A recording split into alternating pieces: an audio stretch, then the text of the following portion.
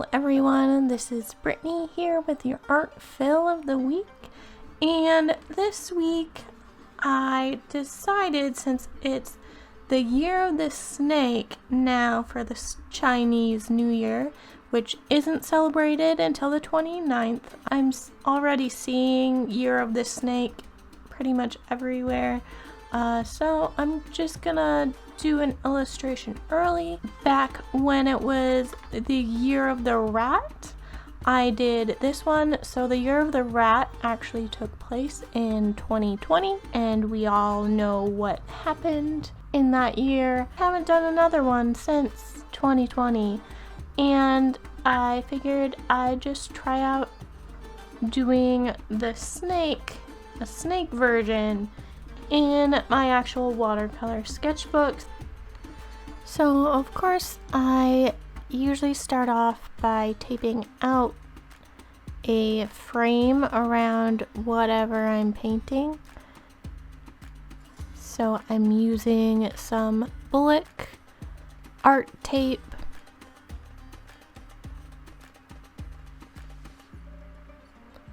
and just kind of doing a rectangle, and then I start sketching out my snake. I am using references off of just looking at different images on Google.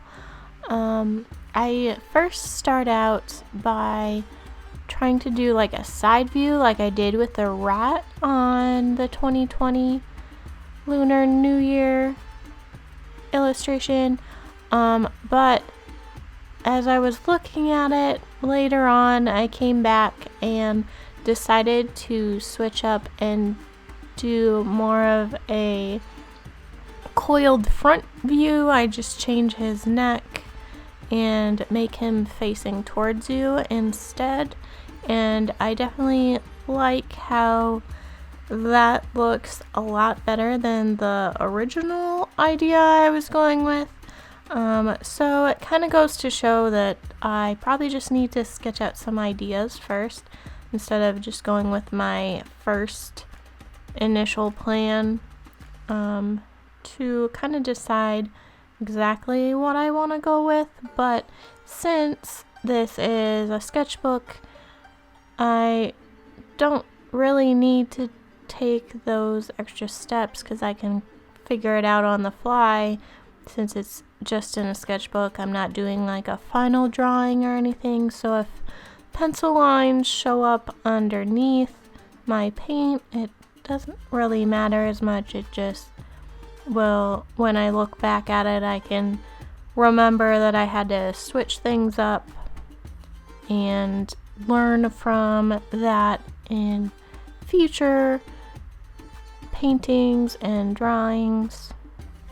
I did also not really have an idea of how I wanted to do, like, the rat has kind of like almost like a saddle, but a blanket saddle over his back with the pretty flower blossoms and stuff, and I didn't know how to incorporate that on a snake, so I started out by doing like a little scarf, kind of like you have on dogs, their little kerchief around their neck.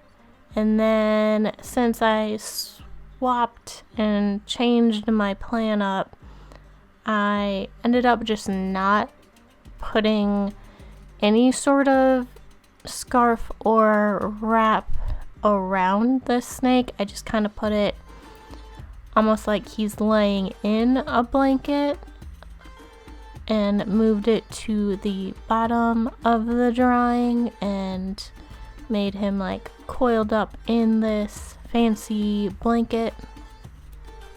And I also swapped where that little like golden halo type thing is around him, based on changing how his head and neck was situated.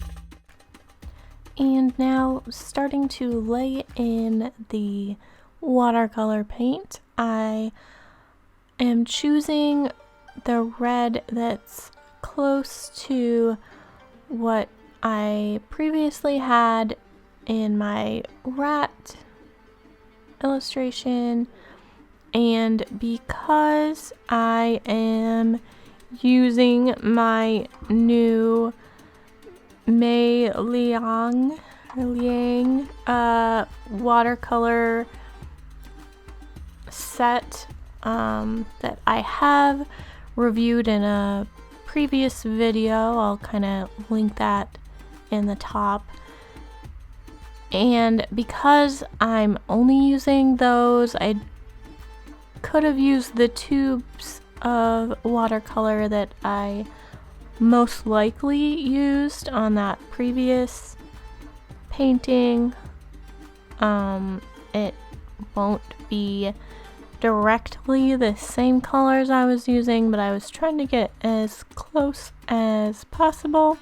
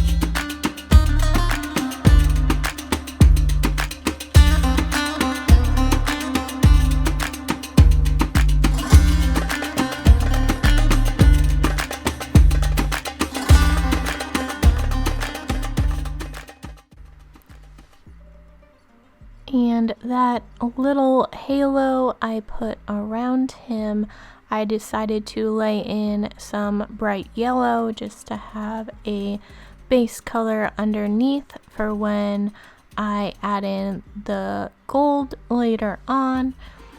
And I've found through just practice with gold paints that it does become much more vibrant and almost show up better if you lay down a yellow or like a slightly gold yellow ochre color underneath before you put in the shimmery paint.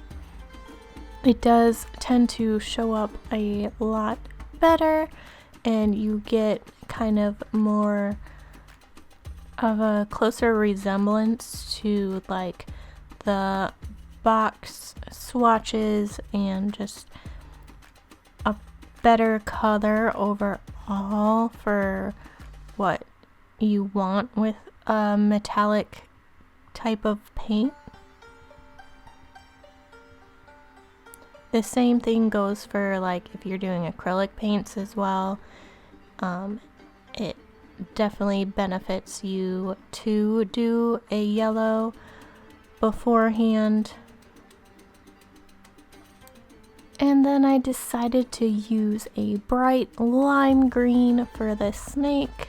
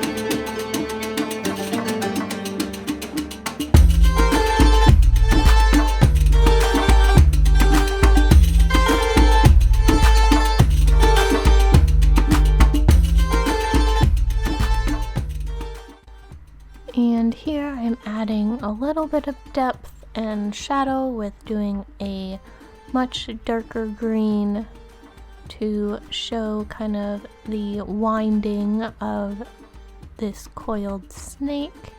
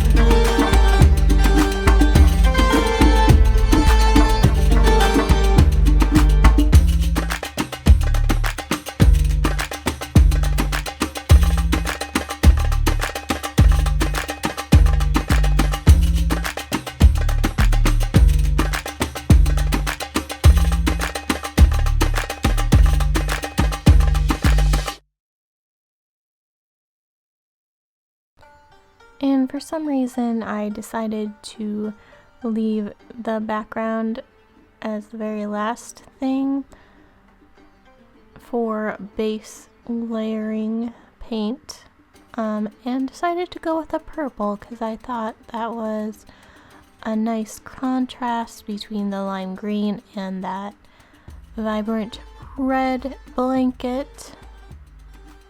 Plus it also looks nice with the gold halo, which isn't gold yet, but once it's painted gold, it will look really nice.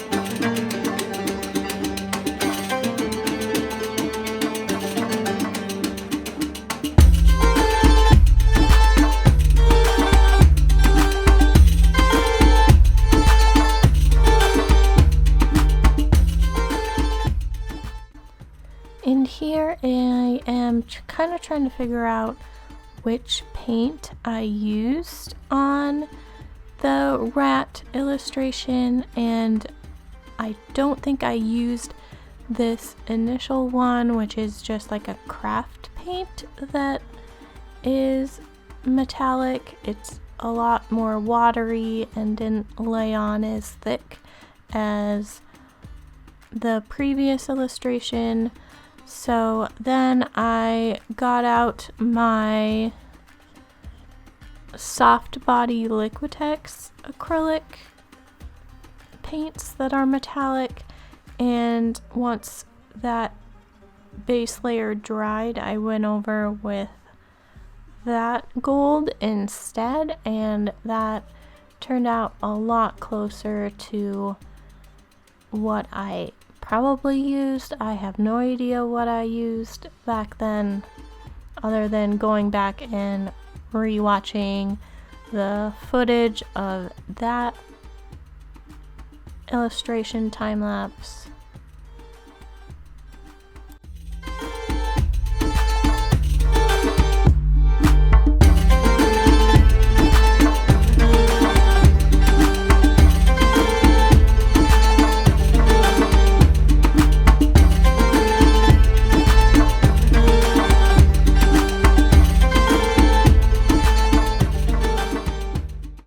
And I wanted to add a little more detail with his scales, so I went in with some of my watercolor pencils and gave him some scales. which I then go back with a wet paintbrush and make those blend out into the drawing.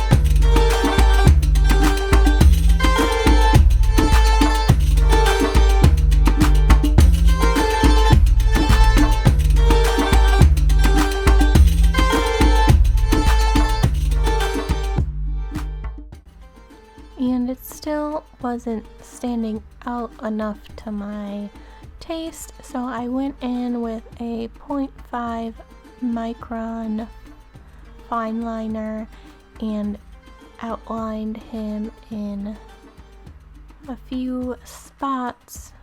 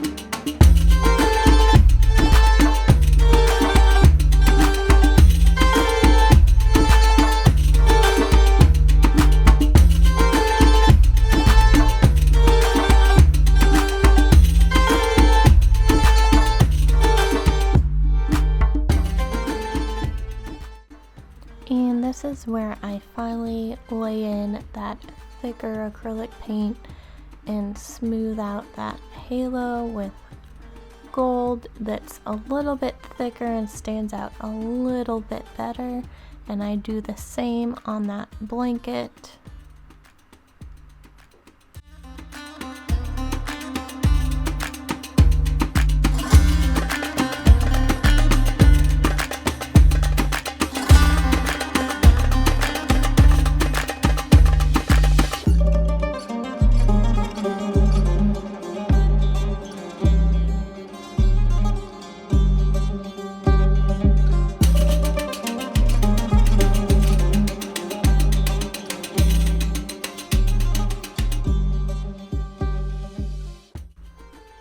And we've reached the end of this illustration. I hope you enjoyed watching this video. Please leave a like if you did. Also, if you haven't seen my rat back from 2020, go and check out that video. And also subscribe for more art videos like this. And I will see you in next week's video.